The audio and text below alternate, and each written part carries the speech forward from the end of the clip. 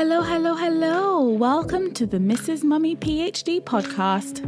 I am your host, Michelle Gibbs, and I am passionate about helping scholarly mamas like you navigate your journeys with purpose so you can achieve your life and academic goals without sacrificing what matters.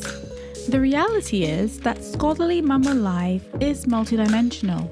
We're scholars, yes, but we're also mothers, wives, and so much more with whole lives outside of academia.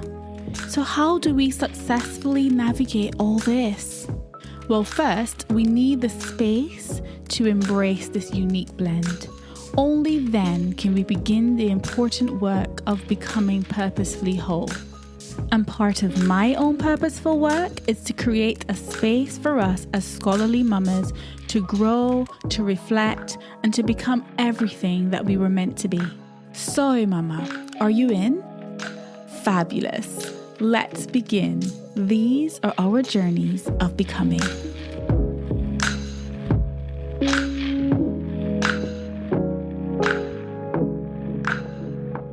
Hello, hello, hello, mamas. It's so lovely to have you tuning in to the podcast today. So we're halfway through 2023 and I just wanted to sort of acknowledge that really. And, it's natural at this point of the year to reflect on the first 6 months of the year. As you know, I'm not a huge fan of, New Year's resolutions or anything, but everyone has their goals that they set. And at the 6-month mark, you may be thinking, well, where is the first 6 months of the year disappeared to? How have we arrived here so quickly? So how has the first 6 months of this year been for you? We've had a very not so pleasant start to the year 2023, which I will talk a little bit more about in the next episode. But for today, I just want to begin this episode by reflecting on the past 6 months and just thinking ahead. So when you think about the last 6 months, what are the things that stood out for you? What went well for you? What were your wins from those first 6 months?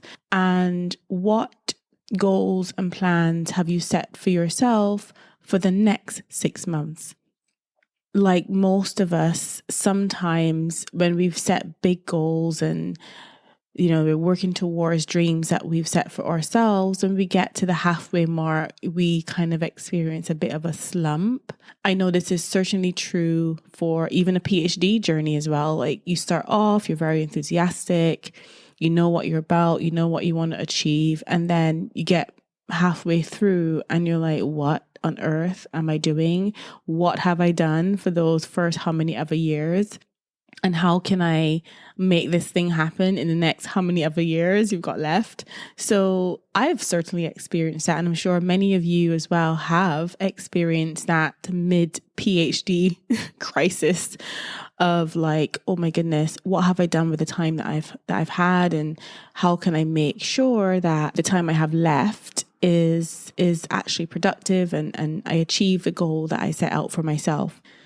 So in today's episode, I want to talk about the key to the good scholarly mama life. And as the title of this episode might suggest, it really does have everything to do with relationships and actually nothing to do with the things that you might associate with a good life. And the reason why that came up for me in this 6-month slump or this 6-month reflection point is because it's the time where we get to bring our challenges and our desires into our awareness.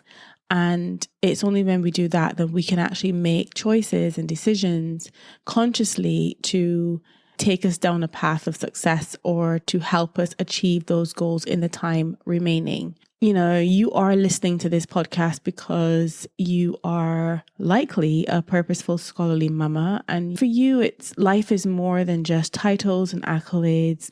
You want to live a fulfilled life. You want to live a good scholarly mama life. And so I just wanted, as a bit of a tone setter for this episode, to emphasize the significance of relationships in creating a meaningful scholarly mama life. And this episode is actually inspired by a book that I am currently reading called The Good Life and How to Live It: Lessons from the World's Longest Study on Happiness. And it's by authors Robert Waldinger and Mark Schulz. And I am not finished the book as yet. I'm still reading it, but it's one of the most powerful, so far, one of the most powerful reads I have ever had the privilege of doing. So the book is inspired by the Harvard Study of Adult Development, which has been running for over 80 years. In fact, I think maybe over 85 years actually.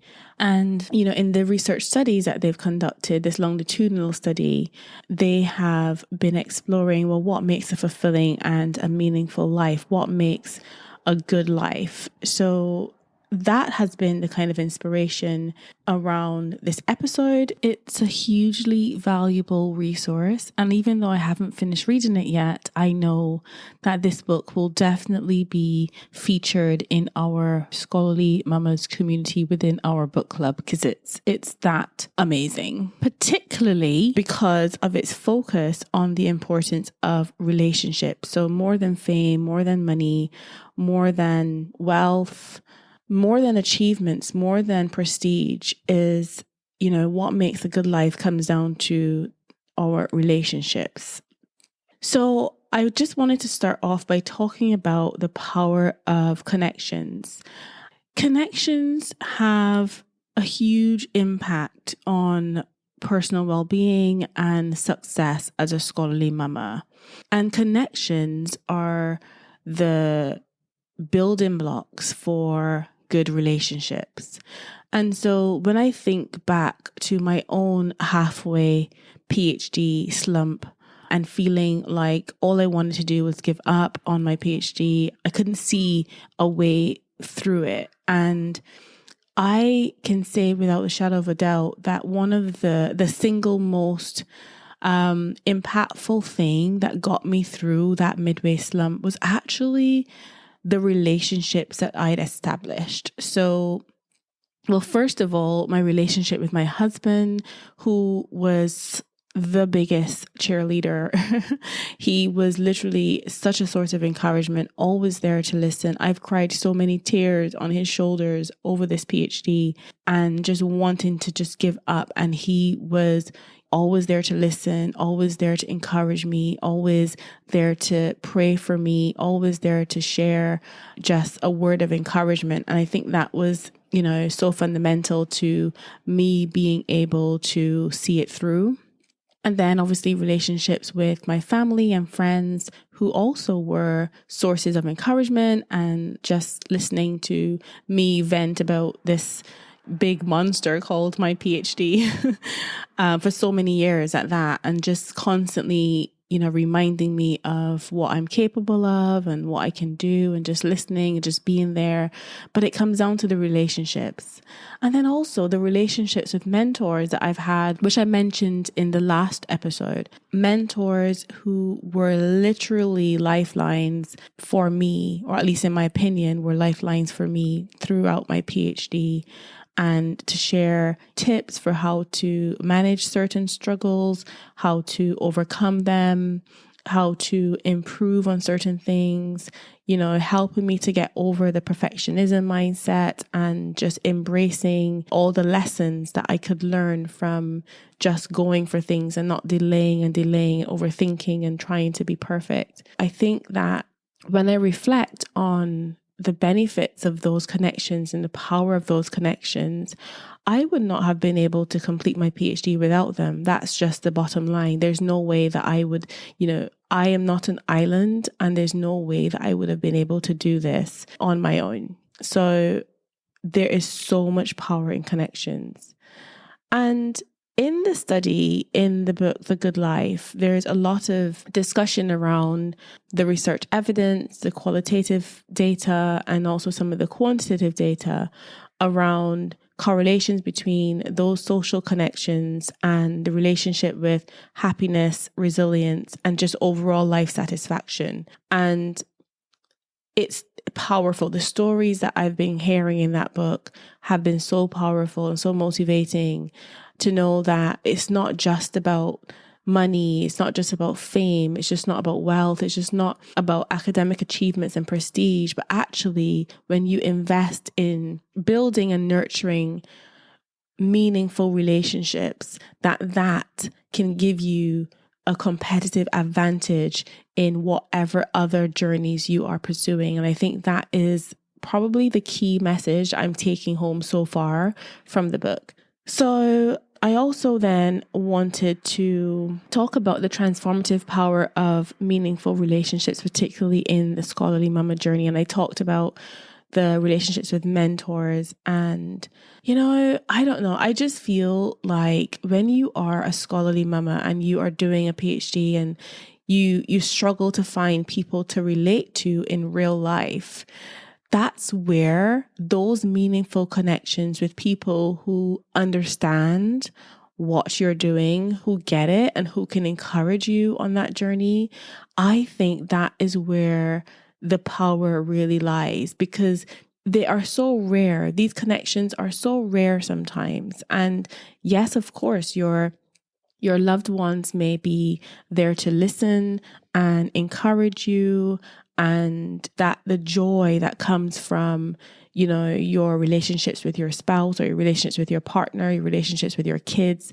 your relationships with your friends and extended family, those relationships are really powerful. But there's another type of relationship that I think is so important, particularly for scholarly mamas, and it's relating to people who understand the journey that you're on, who understand what it means to do a PhD with kids, who understand the priorities that you have and how that's maybe different from people who don't have kids and who are doing PhDs, or people who are parents but they're not doing a PhD. But just finding people who can really relate and understand this struggle that we are on. I think there's so much power in that, and it gives you the feeling of belonging and feeling that you're part of something that is making a difference in your life. And so that's kind of the reason why I have started Scholarly Mamas, which is our community for mamas who are doing advanced degrees such as PhDs. And the whole idea is that I want to bring together mamas who are on this journey, and I want to help you to transform this struggle into purposeful journeys of becoming, because I believe that it is possible to reach your life and academic goals without sacrificing what matters to you, without putting life on hold just because you're doing a PhD. And I think this is a very different concept. It's a very different way of thinking about this journey, but this is the way I have done it. And you can take what you will from that, but this is the way that has worked for me. And I really am so excited to be able to share some of that with you, but also for you to interact and connect with each other. So if you're interested in joining Scholarly Mamas, we do have a very narrow window where you can join. It's until the 15th of July.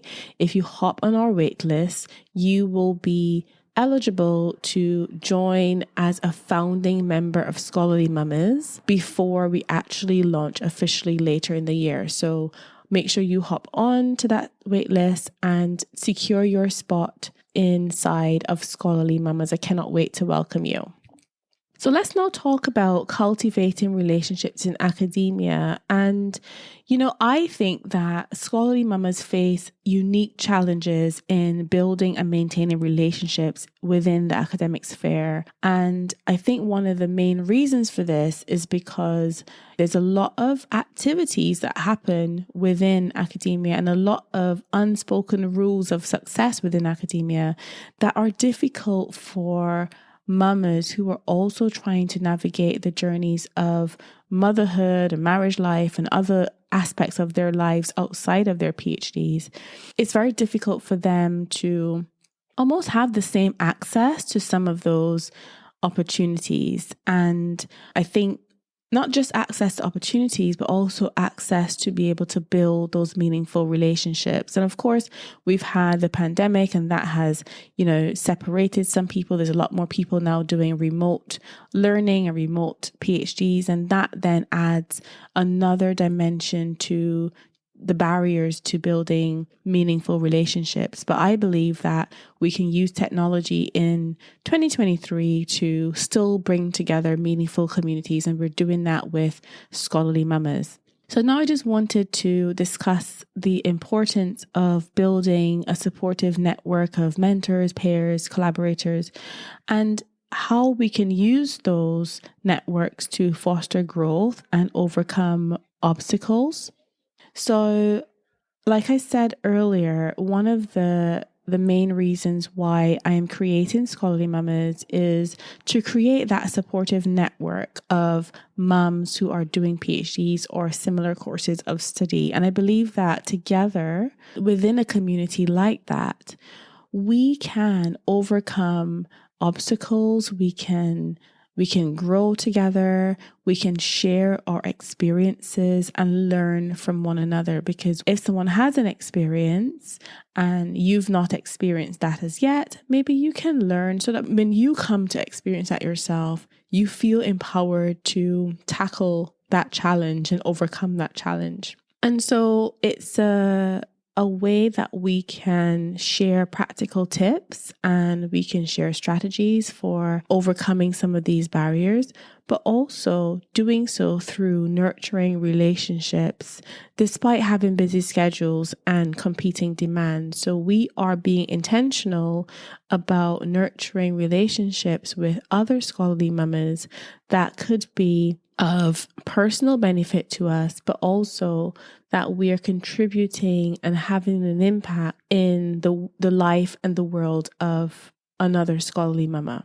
And of course, there are other benefits to being a member of Scholarly Mamas and individual teachings and opportunities within the community, but at its core is really understanding the value of establishing meaningful and supportive relationships with other scholarly mamas.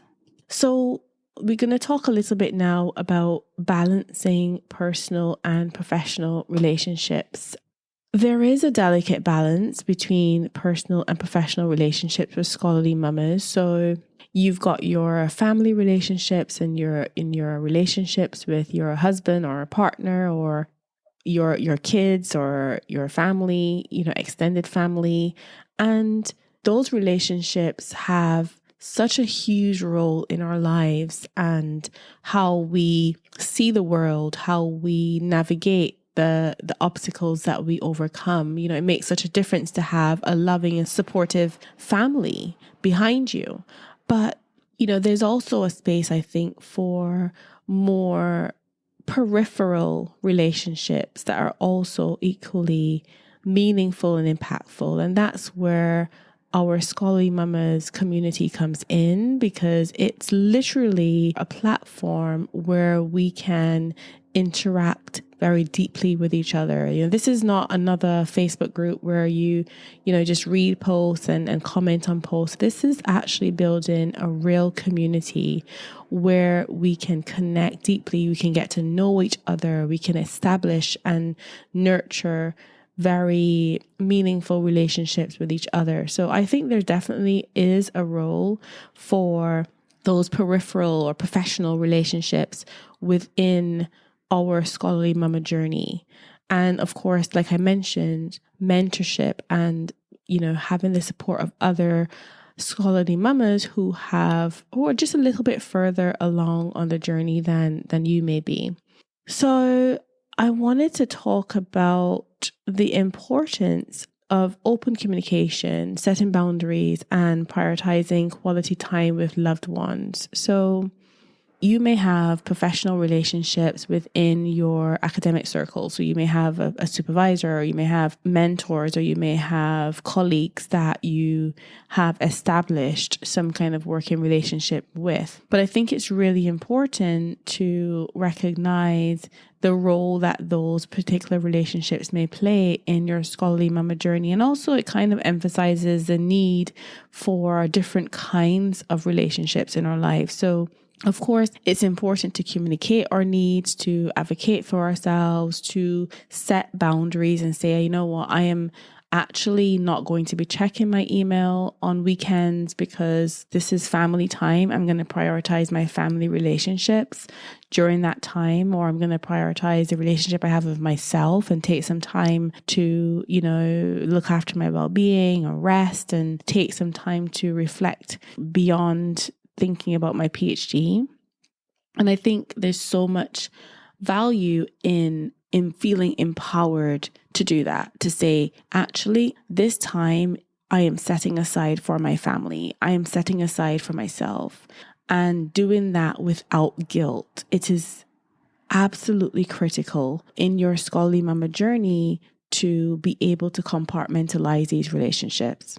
And so naturally then, when you have nurtured relationships along your journey of being a scholarly mama, there is actually a ripple effect of the impact of those relationships. So nurturing relationships can positively impact not only your scholarly mama life, but also your research life, your career, your broader impact on society. And I think this is the part that people overlook, because we are so used to thinking in narrow academic bubble terms, and we forget that we are whole mamas, we are whole humans, we are whole beings.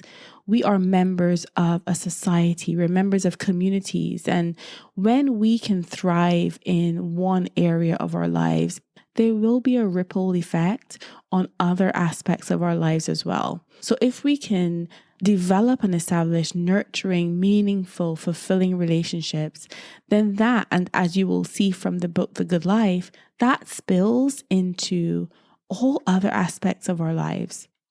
And this is the reason why it is so important to nurture these relationships. This is why it's so important to take a step back sometimes from the PhD grind and actually reflect on, well, what meaningful relationships do I have? How can I establish relationships that will uplift me and build me up and not pull me down? And how can I ensure that I invest in those relationships so that I can thrive in a holistic sense, so that I can thrive in other aspects of my life? Of course, within our scholarly mama community, there will be the potential for interdisciplinary insights, collective growth through meaningful connections, and even the potential for collaboration.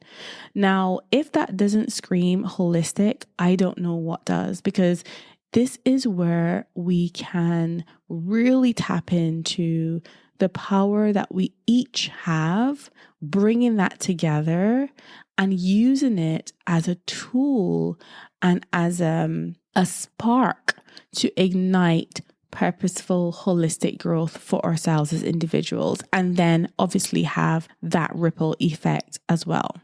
So that leads me nicely on to talking about joining our purposeful scholarly mamas community. So I know I've talked about this, but just to explain the benefits of this scholarly mamas community, this is an opportunity for you to seek support, for you to establish those powerful connections, and for you to make a commitment to your own growth and invest in your own growth. And obviously there will be opportunities for networking and mentorship and sharing experiences within the community. But also, I really think that now is such a good time to jump on the wait list and get into the Scholarly Mamas community, because this is a time where we can begin to grow from the ground up. Meaningful relationships take time to establish, and getting the opportunity to be part of something bigger than yourself and part of something that will have hopefully an impact on the lives of scholarly mamas all around the world. You want to be a founding member of Scholarly Mamas. You want to be one of the first scholarly mamas inside our community, because together we are going to do so many amazing things. And I cannot wait to welcome you inside of Scholarly Mamas. So just to conclude then, so in this episode, we started off talking about that halfway slump of, yes, we're in the middle of the calendar year and we are all perhaps reflecting on, well, how did I spend the first 6 months and how do I want to change the next 6 months? And how can I change and fix this halfway slump that I'm feeling?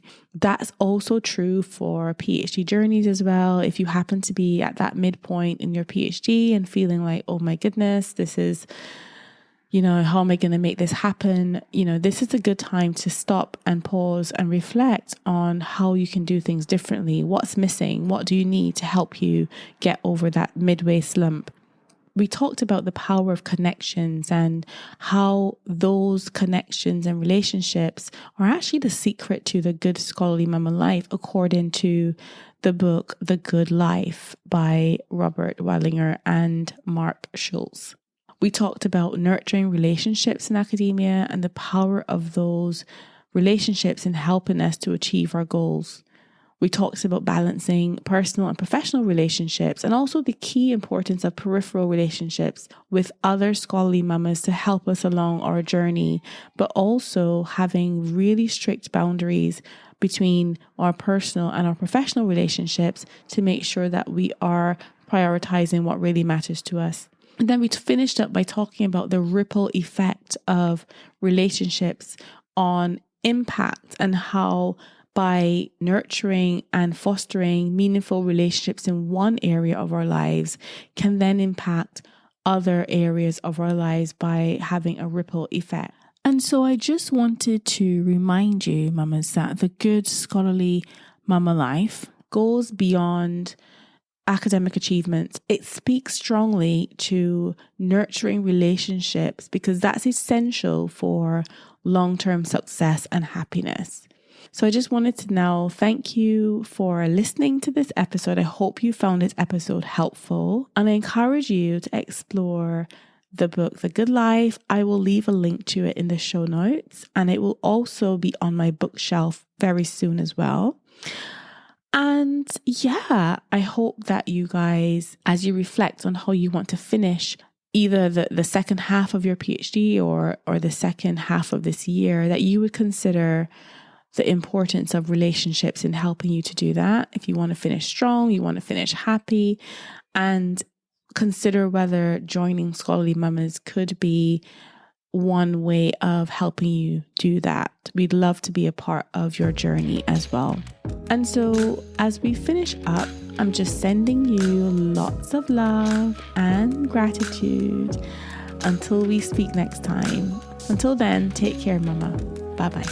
Thank you so much for tuning in to the Mrs. Mummy PhD podcast. I hope you've enjoyed this episode, and if you did and you want in on this movement, why not head over to mrsmummyphd.com. You can join the waitlist for our exclusive community of smart, purposeful, scholarly mamas. We'd love to see you on the inside. Remember, mama, these are our journeys of becoming.